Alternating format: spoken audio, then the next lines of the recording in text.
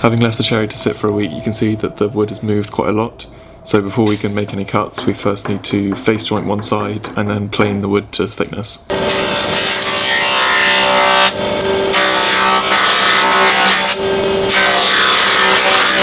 At this stage we can plane it all to final thickness, which will be 1/2 inch for all the exterior parts, and the bookmatch panel and other dividers will be milled to 1/4 inch to start with.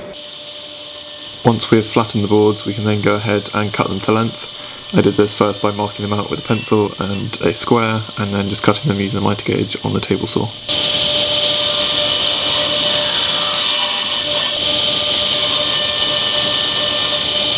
The side pieces still had a bit of a live edge on them, so first I had to square up one edge since it had moved a bit during the drying. Then I could flip it over and cut the two sides and the back to the same thickness, since they'll have the same number of cuts taken out of them in the end.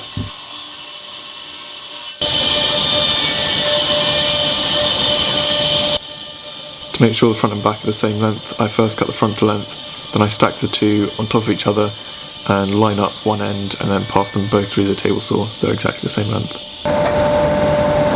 Here I'm testing assembling the box so I can see how the grain will look, and for the first time I can see the actual size of the box. Once I'd found a good orientation for the boards, I then went ahead and ripped off 15mm from the top of each board, which will then become the lid, and this means that the grain will be continuous from the lid down into the main body of the box.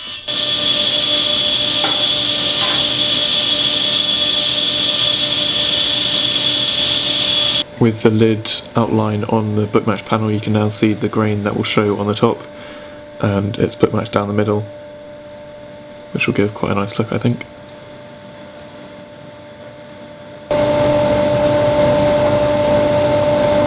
Here I'm cutting the two sides and the back to their final width once I've removed the live edge.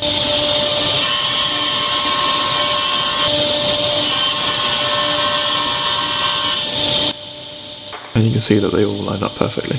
Here we're ripping the drawer front from the front piece, and then I will cut the bottom down to the exact height so that it fits with the two sides and the back.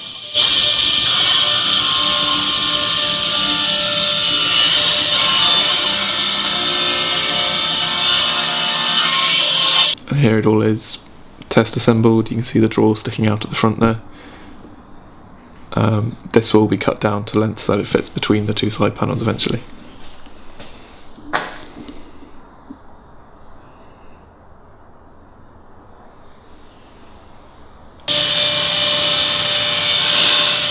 And now I'm trimming the top panel to length, and then I can go ahead and glue it up.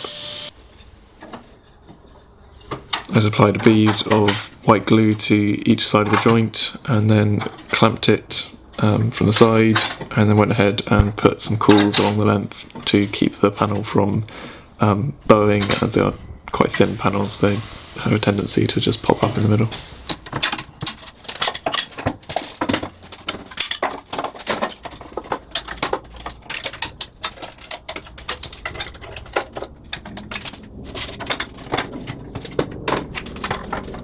And that's it for this video. In the next part I will start doing the joinery, so all the dovetails on the corners and mitering the top of the lid and cutting some of the grooves.